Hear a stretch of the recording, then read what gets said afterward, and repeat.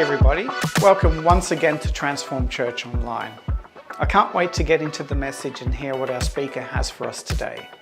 Before we do, please do us a favour by sharing this broadcast on your social media platform so we can reach others with these life-transforming messages.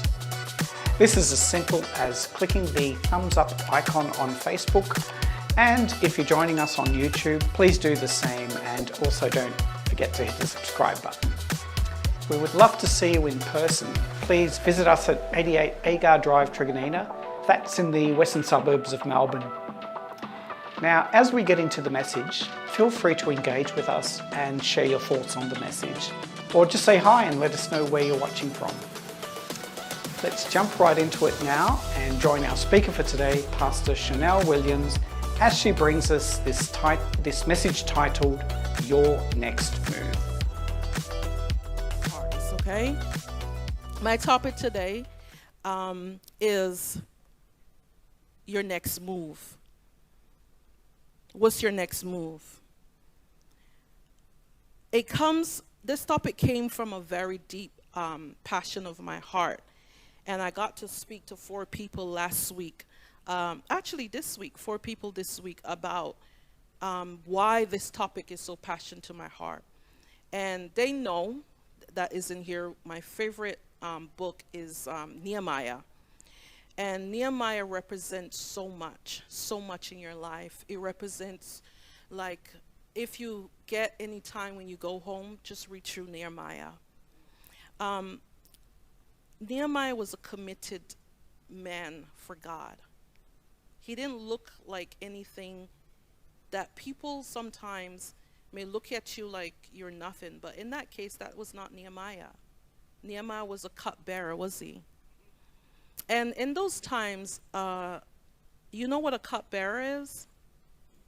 A cupbearer is actually someone who stood in the gap to represent protection. So he was protection that whatever goes into the king's mouth, that he tested it first and he made sure everything was okay. Because if the king actually got this in his mouth, he would have gone, he would have died. Yeah? But there's a man that we're reading about. His name is Jesus. He is bigger than the cupbearer for us. He put his life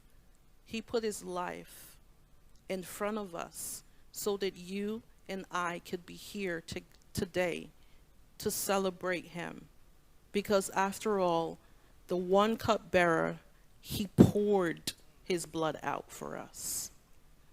All poison, all mishaps, all disappointments, all whatever it is, God bore it on the cross for you and I.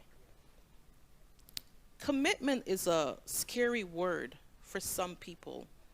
It includes, including myself, is very scary. At one point, I think commitment is like chains, lockdown. Yeah? Anyone thinks that? You're not talking to me. Are you scared of commitment? Commitment could be anything. I learned that the word of commitment is to impact someone's life. Commitment is a quality of being dedicated or for a cause of an activity. Yeah. So it's also similar to the quality of being dedicated or for a purpose.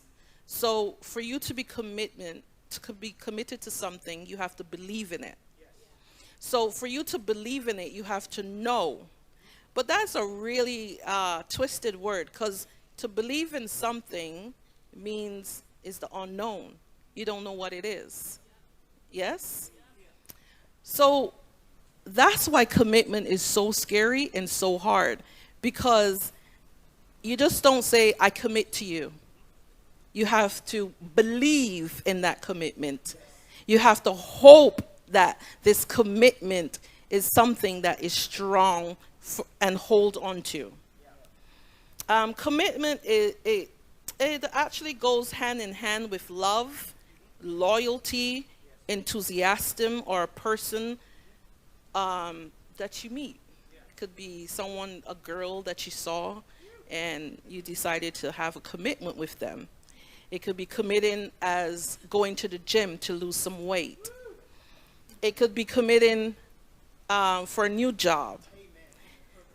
Up here is really preaching with me. It could be committed for a new school, for a new career, a new outlook. It could be commitment to where you want to take your family from here to over here. You're believing in it, you're hoping in it, you're trusting in it, but you don't see it. But you know, God, He's different. For us to commit ourselves to Him, we're believing in Him. But He give us a big cheat sheet because we already know the outcome. So we can believe that God will see us through.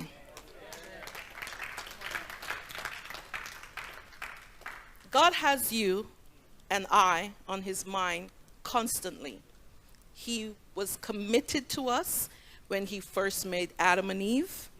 He is committed to us when we disappoint. He's committed to us when we lift Him up. However, He never turns His back away from us. He's out there hoping that you will see that He's right there to stand next to you and pull you through. We know that sometimes commitment can break your heart too, isn't it? Have you ever made a commitment to someone and just disappoint them? How did that make them feel? You don't have to answer it.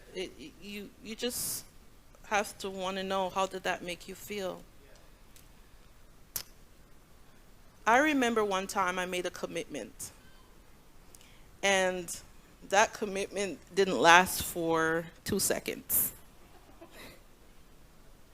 That commitment was not to eat Ferrero Rocher. I love Ferrero Rocher. If you buy it and you give it to me and you expect that I'm just going to take one of those golden wrappers and just eat it and goes, okay. No. I am like, and then I go to God, God, forgive me, forgive me. And then I may left 2 back thinking, okay, you know what? I think I satisfy my craving, Pastor Tom. But guess what? I go back. And then I look at that box. You know the Ferrero Rocher I'm talking. Who else in here likes Ferrero Rocher or whatever you like, yeah? My birthday's coming up. So anyways, coming back to that and showing you something very simple. Can I tell you what happens after I eat that Ferrero Rocher? I get migraines. My blood pressure goes up. I constantly tell Pastor Gregory, do you think I'm getting fatter? I look in the mirror, I pull on my double chin, and I'm like, you Ferrero Rocher, you did this. But guess what? It was not the Ferrero Rocher. It was what? Me. My willpower. My gluttonous. My love of Ferrero Rocher. What do you love that you're giving a lot of commitment to that is not necessarily good for your body or your health? Only you will know that. I used a Rocher. It could be lying, it could be stealing, it could be white lies. It could be pornography, it could be lying to your mother, your father. It could be even lying to your spouse. It could be that you're so hurt and you don't even understand what commitment really is because you didn't show a great example of what commitment should be. However, God is always still here teaching us. The reason why I use Nehemiah for commitment is, and that's in the Bible, Nehemiah committed to a task. It was one powerful task in his sight. But he had to take some process to do that. He had to ask the question.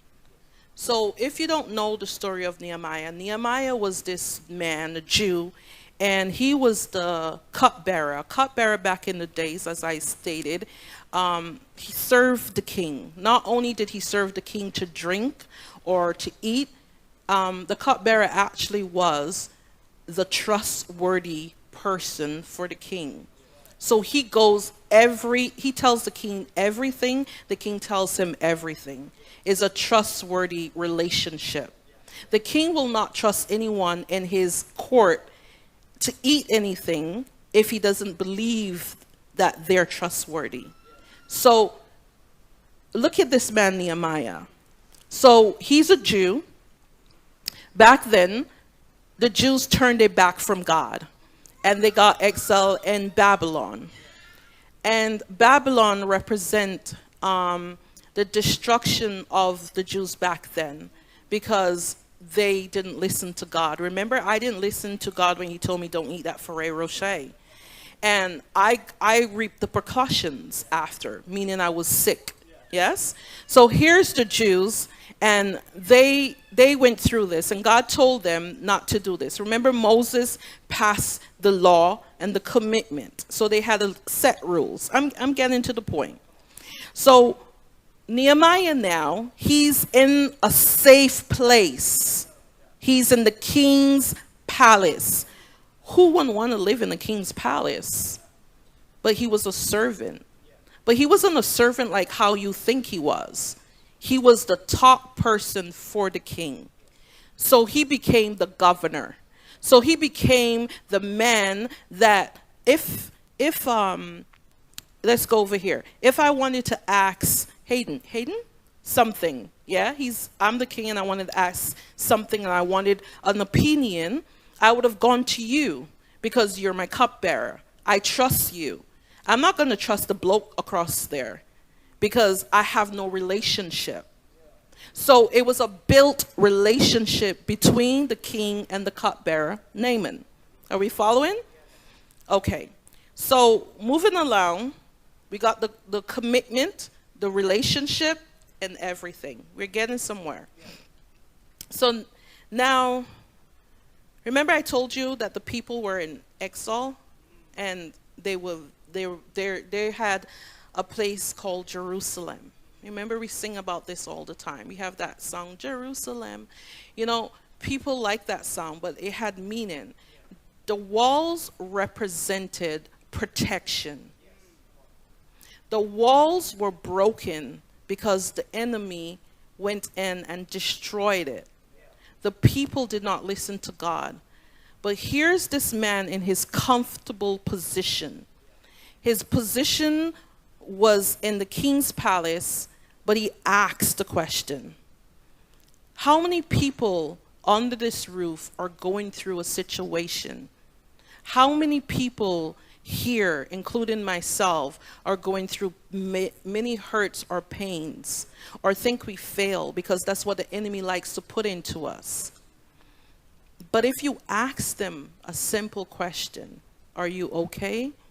Is there anything I can do for you? I can help. So Naaman asked these two men. There was the men from Jews. They came to visit the palace. Okay, I'm giving you the story in the background, and then we're going to get back into us naturally. So he asked the question. He goes, so how is Jerusalem, and how is the people, and how is the walls? Did everybody escape? The ones that escape, are they doing well? Have you asked your family members when they come home, are you doing well? Are you okay? How was school? How was work? Because sometimes we get so selfish in our own ways, in our own actions, we never get to ask our loved ones how they're doing, because we're expecting them to always be good or always be great. And that's not the way, because we all go through stuff in our lives. So Nehemiah, he became very invested in understanding and wanting to know what was happening in the place. Yes? So It's a good gossip, isn't it? But it's clean gossip. So Nehemiah now heard the report, and it wasn't a good report. Sometimes you take time and ask someone something, and when they give you their information, it shocks you. Yeah? Hayden, it shocks you. And you want to help them, Ike. You want to help them, but the information they give you is too much to hold. So the information that Nehemiah got was, the walls are broken down, the people are desolate, and this was supposed to be the walls of holiness of holies. But yet it was in disarray. Yet there was confusion and they were scattered everywhere. All you scripture Bible readers, it is all in Nehemiah 1, verses 8, continue to 11. I'm speaking Bible, but I'm bringing it to a term that others can understand. So what happens now? Nehemiah took the news and wept, and he cried, and he mourned, because he knew that these were people set apart for God, and now they're in ruins. One man cried and mourned and wept. And then guess what did he do after? He prayed. And he cried out. And he asked God. He asked God to, let's go into the scripture here, where he prayed. He prayed and he asked God to forgive his forefathers for their sins. And he also asked to forgive him for his sins. When someone is going through something, it's not all about you. The person is actually going through something. Nehemiah did not excluded himself. Nehemiah said, I, God, forgive me. Forgive my forefathers, for we did not keep the law. We went about our own business doing our own things. Sometimes we go about our own business and we think the person looks great because they're in a new outfit, and I talk about that a lot because we do a lot of facade. We do a facade. We come in and we like this. And a lot of people that are very close to me understands when I say this. We come in, how is your day? Great. Highly favored. How was your morning? Bless. How are you? It is well. Do we know those words? Oh, but you're the first lady. You're the pastor's wife. You don't have a little step in your bunks. You don't come and you don't pray with me. You don't fast with me. You don't do all of that. Highly favored. Facade. I would love to see a church that actually are so impressed with God that they're not looking at each other. I would like to see a church that when they open their mouth, that they heal the brokenness in the person. They're not just waiting for someone else to come and tap the back and say, can you come up here and pray for me? But the power is between all of us. That is what Nehemiah was trying to show the people of Israel. He was in a good palace. He was fine. He didn't have to worry about anything. He didn't need to think about a broken wall. After all, he was in a palace. What is a palace? What does it represent? Royalty. But he knew that the royal place of his forefathers, where the covenant and the ark would lie, he knew that the essence of the strength and the power were missing. And he knew that he had to do something. So he prayed. And can I give you a little tip? It wasn't just, Lord, help us. The Bible said that we pray the prayer God has taught us, our Father who art in heaven.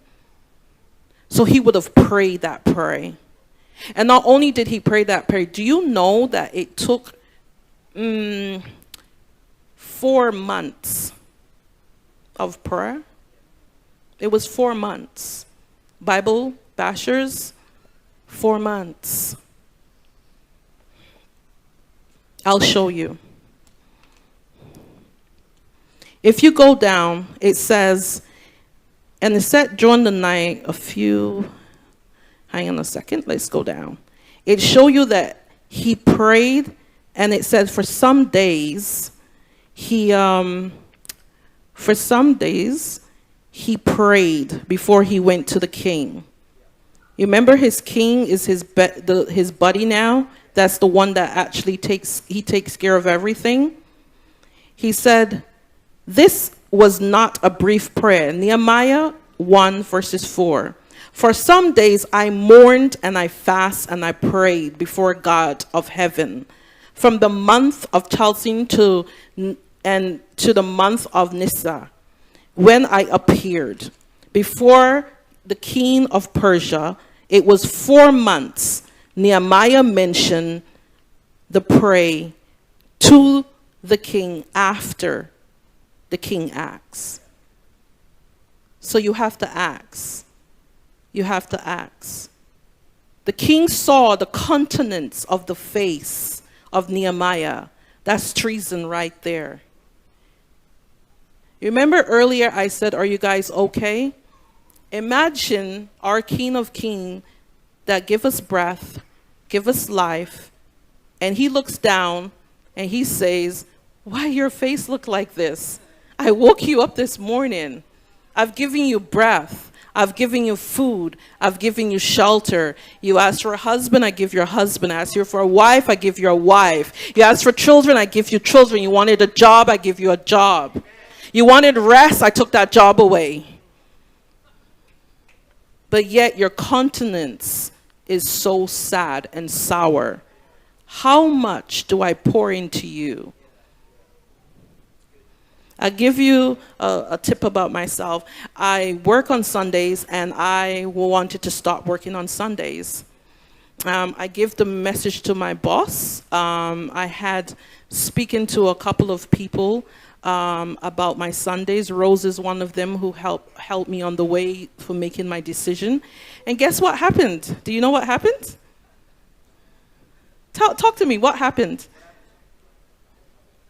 No more job. But I'm smiling, highly favored in it as well. And I'm sitting here with you. Because guess what? I know what God is doing. So I'm going to rest in the commitment that I've made.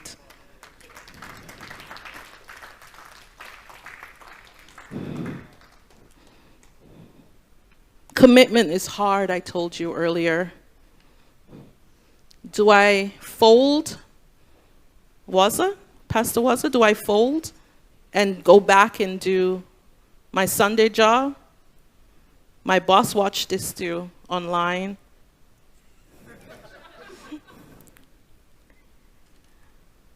No, because I've made a commitment to God. We made a commitment to God. It took a lot of us out of us to come here this morning. Some of us just came off of work. Some of us had to deal with children this morning. And some of us had to deal with our issues. And some of us had to deal with our personality. But however, you made it here today. Tell the person next to you, I see you. I see you.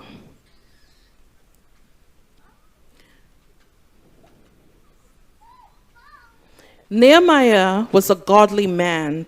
He was a remarkable leader.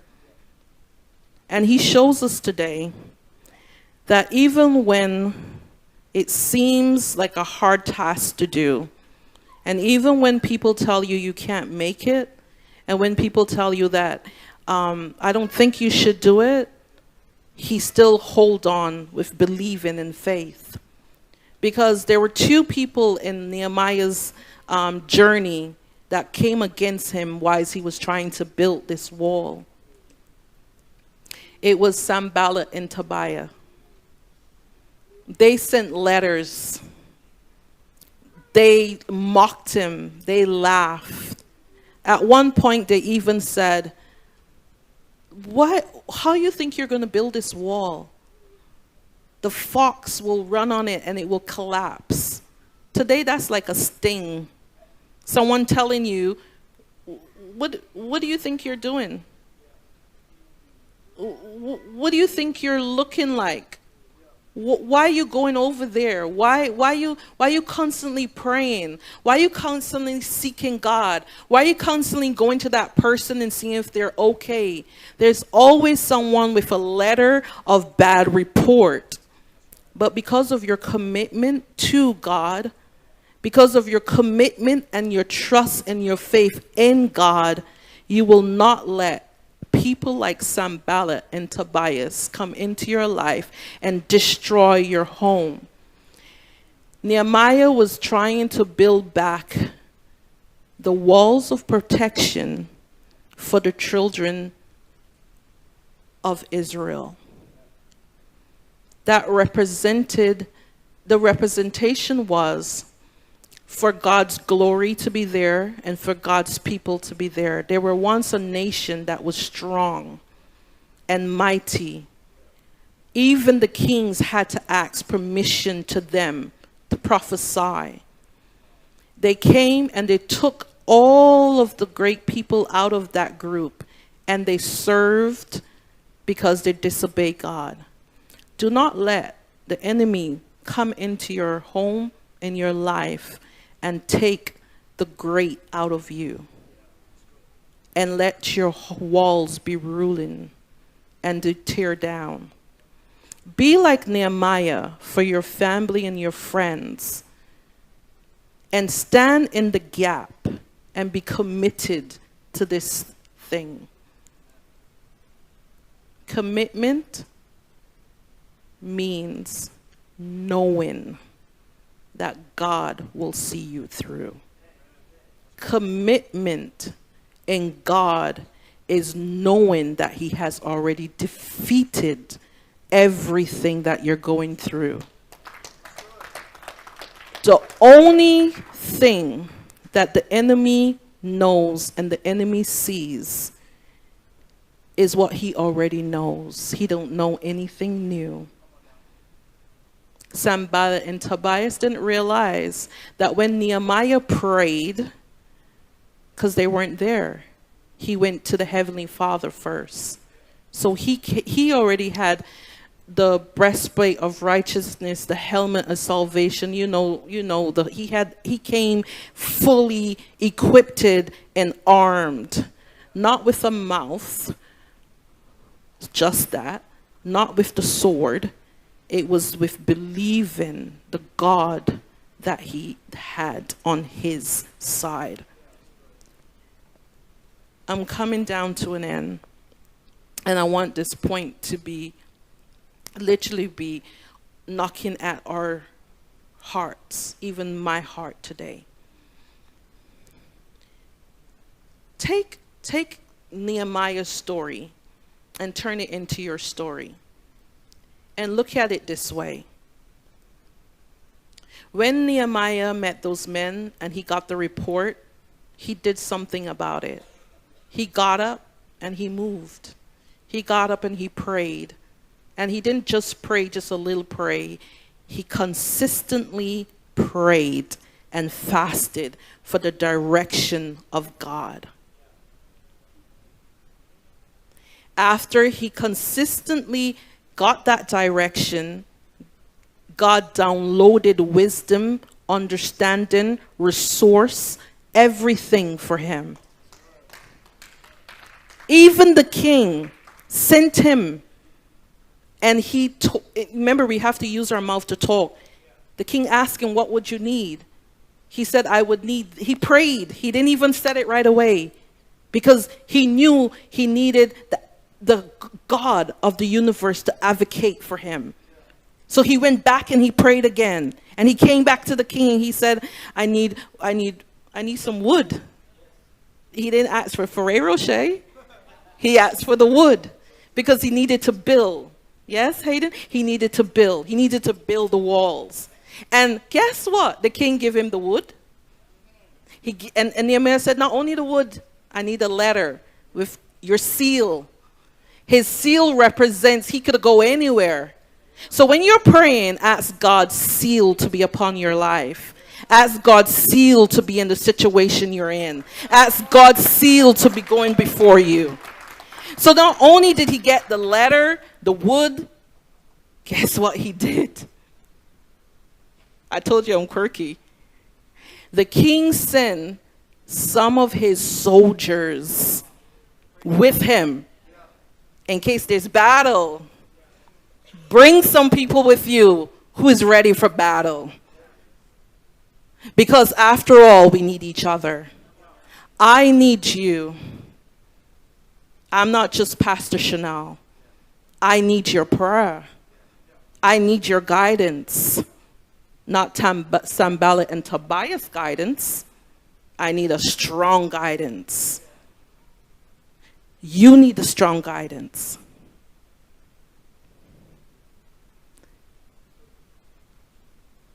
What are you saying, Shurnell?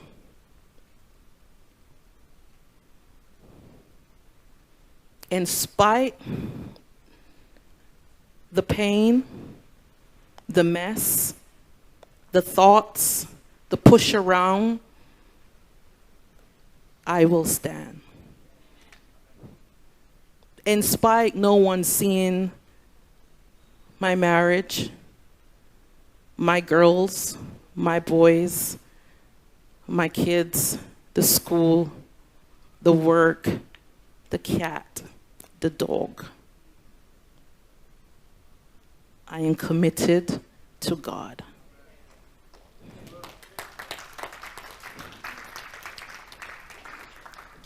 I hope you're clapping for God, because Nehemiah went back to God in every situation.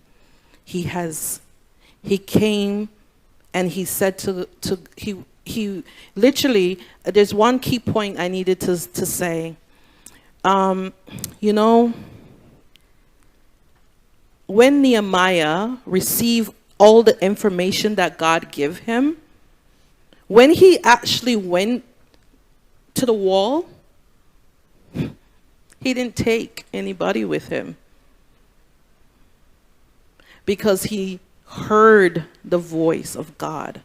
When God gives you a vision for your life, for your family, other people will not understand it. You can't take everybody with you.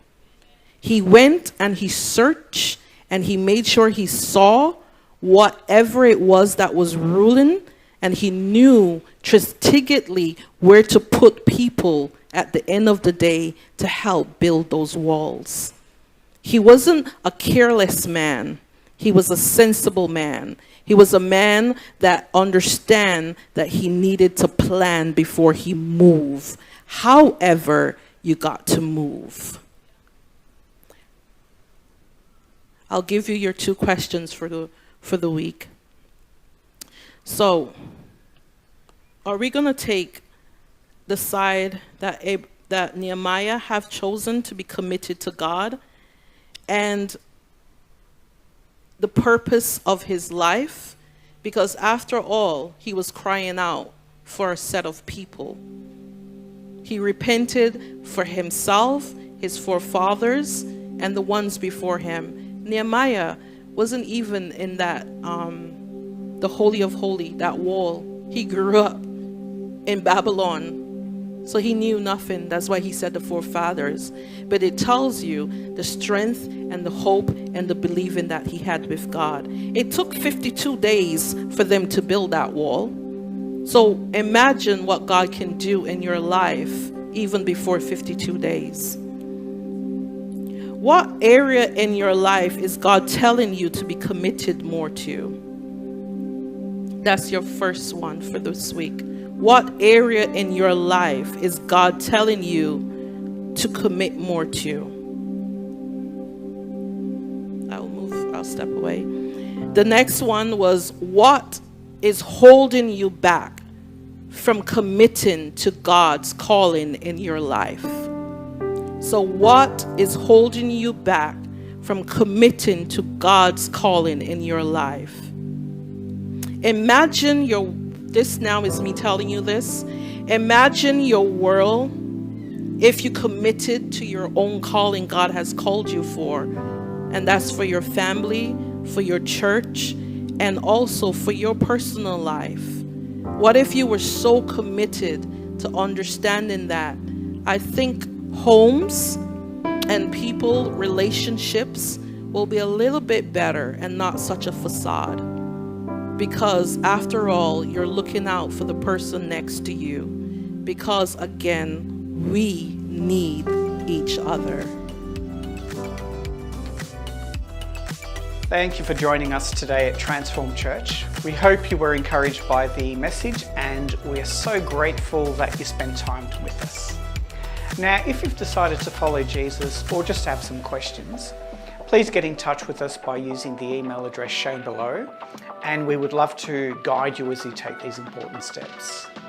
If you would like to visit us in person, we would love to meet you, and just let us know when you'll be joining us, and we will be here with open arms to welcome you and show you around.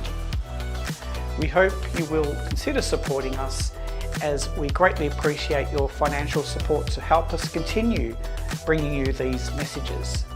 Please type in the link shown below into your web browser, and it will provide you with all your giving options. It's been awesome having you here with us. We hope to see you again soon. Don't forget to apply what you've learned today, and come back and let us know how this has helped you. Bye for now. We hope you have an amazing week. See you next time.